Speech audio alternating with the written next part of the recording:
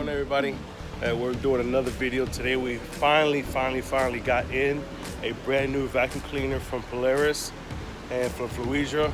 It is the Polaris Atlas XT, which is, in my opinion, an upgrade above the Zodiac MX8 Elite cleaner. This is the all new designs, all new ergonomics, all new way of it flowing and suctioning and the parts on the inside. And today we're going to be doing an unboxing and an installation and a demonstration on the way that this cleaner operates. So right now we have a vacuum cleaner inside of this swimming pool that's not working too well. It's the Penta Dorado. Unfortunately, this cleaner needs to be repaired, but also too, what's happening with this cleaner, see on the drains right there, these drain covers, they're a little bit too tall for it and it stays stuck on the drain covers. So we're gonna see if this Polaris Atlas is gonna overcome that hurdle and continue to keep this pool clean. So I'm gonna go ahead and take out the old cleaner and we're gonna start doing the unboxing and seeing how this one works in this pool. So we're gonna be doing the unboxing of the Polaris Atlas XT. And I just wanna go over the back of this the box here and show you everything on the new designs on the inside. See, this is the upgraded version and how they redesigned the ergonomics, and they have an advanced technology effort. Let's eliminate sand and lung debris.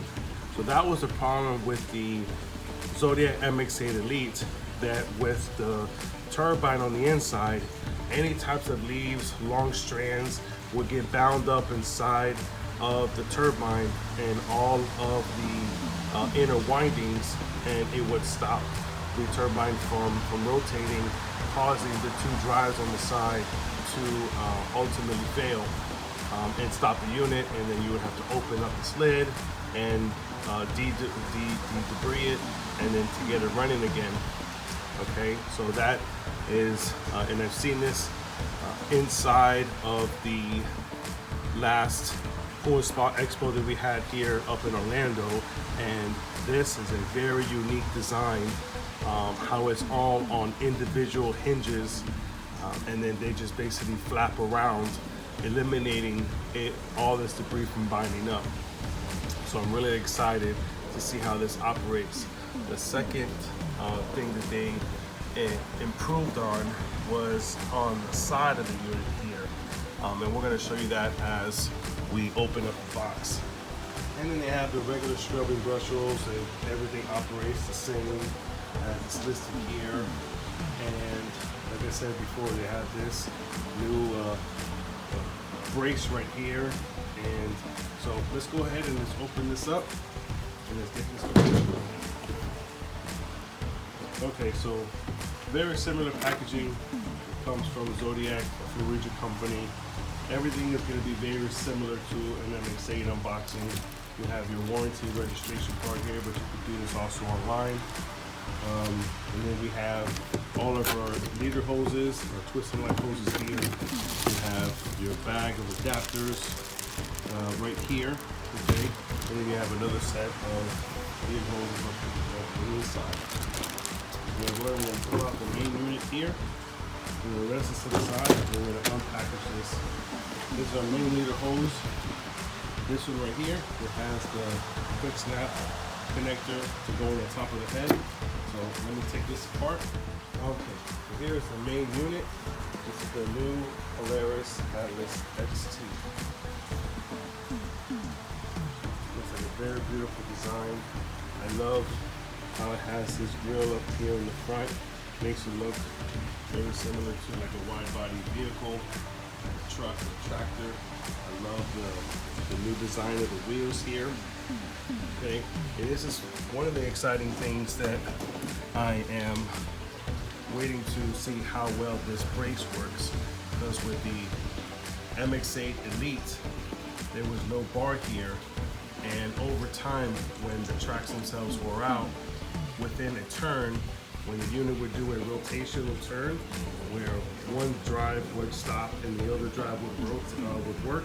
So essentially, if let's say this drive was to stop working for the rotational turn, that one would continue, and then the unit would rotate like this. So what ended up happening was, over time, when the tracks would wear out, the track would rotate in on itself, okay? Where in the back, and then I see all these other things that they've improved on, that this track here would bend inwards coming off of the actual wheel, and then the track would be stopped, which ultimately would stop the whole entire unit. So this is a really great design. I'm really loving the way that they put this brace bar in the front, and they also incorporated these other braces on the inside. So that's probably gonna really prevent this track from coming off the wheel. And then you can see here in the front, they've also incorporated these braces on both sides in the front as well. So I'm gonna go ahead and open up the lid and just press on that, and then you pull it up. And here's the whole internal workings. You have two drives, A and B. This drive manages this whole side of the track system, and this drive manages this side of the track system. And here is the ergonomics of the flapping. See, each one of these are independent. So as this unit is rotating, the suction is pulling through this chamber right here. These are rotating and these are flapping over. You're completely reducing the debris that could potentially be bound up and ultimately stopping this unit. So even inside of here, there's lots of smooth edges that would completely prevent any debris from coming in. And ultimately, all the debris is coming up through this channel and then through this chamber right here, and ultimately into hopefully a leaf catcher or through the hoses of the cleaner. Really, really great design. I'm really excited to see how this operates and the obstacles that it can overcome. I like the instructional wheels of how to start this unit and get everything. You have step one. And this is obviously once you actually have all your leader hoses in there. If you really want to follow this, then it says count the number of seconds for the indicator turn on to 10 rotations. And what that means is on the side of one of these wheels, there's an indicator. Let's see if we can find it right here. So this is an indicator right here. You can look at either side. They both have them. On this side, let's see if we have the same thing on the other side. Yeah, so these are the indicators. So you can pick any point as this is rotating. So like let's say if you wanted to pick this point as this wheel rotates around, that's why you want to count the number of seconds for the indicator to turn 10 rotations. So you're going to count the seconds, 1, 2, 3, as normal seconds would be, to get 10 rotations. Then this is how you're gonna, that's how you verify the range of the flow range. So 20 to 25 seconds is what they want to be properly adjusted for the flow rate, for the suction flow. If you get 10 rotations in a matter of 26 to 50 seconds, you need to increase your flow.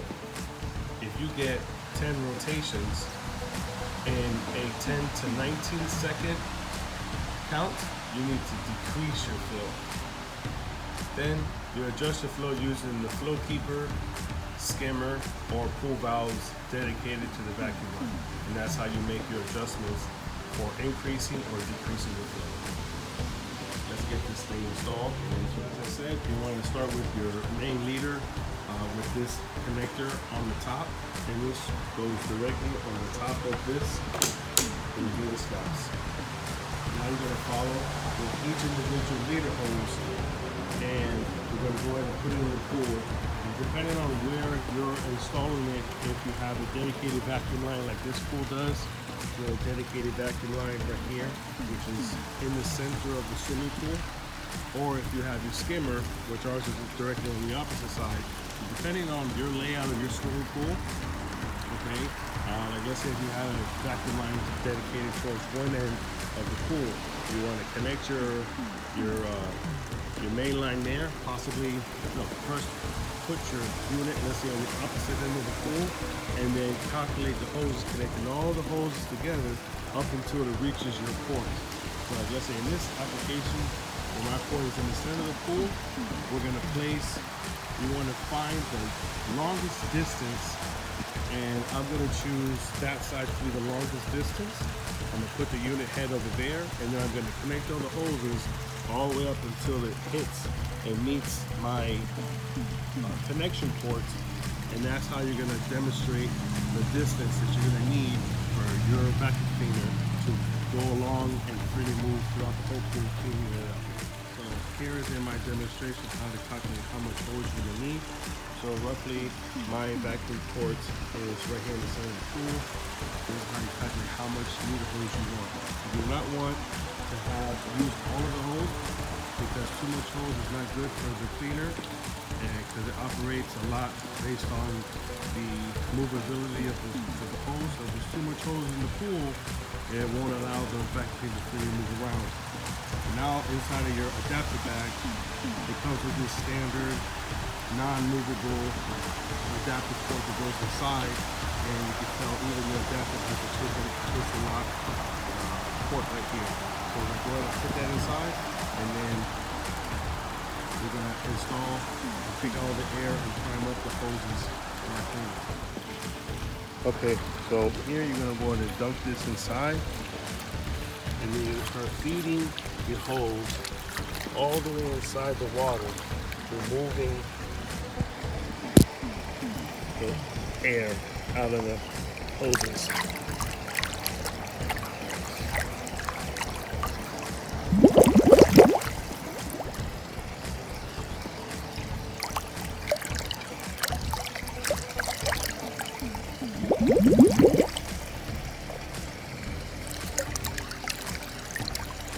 Hand over hand till you reach the end. Now we can go ahead and connect this onto our port. This is locking in place. Now we're going to go ahead and we're going to turn on the vacuum line, and we're going to do our flow adjustment. Here we go. With the unit in your hand, see that counter? I'm going to use this left part of this brace as my point to do the counting. So now it's stopped. So that's right in the center. Full rotation. 1, 2, 3, 4, 5, 6.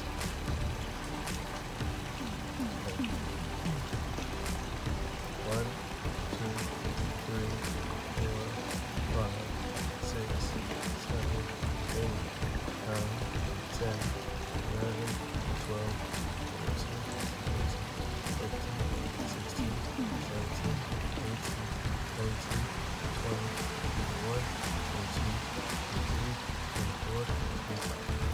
So you can see we got 10 full rotations in a 25-second time frame. This unit is properly set up.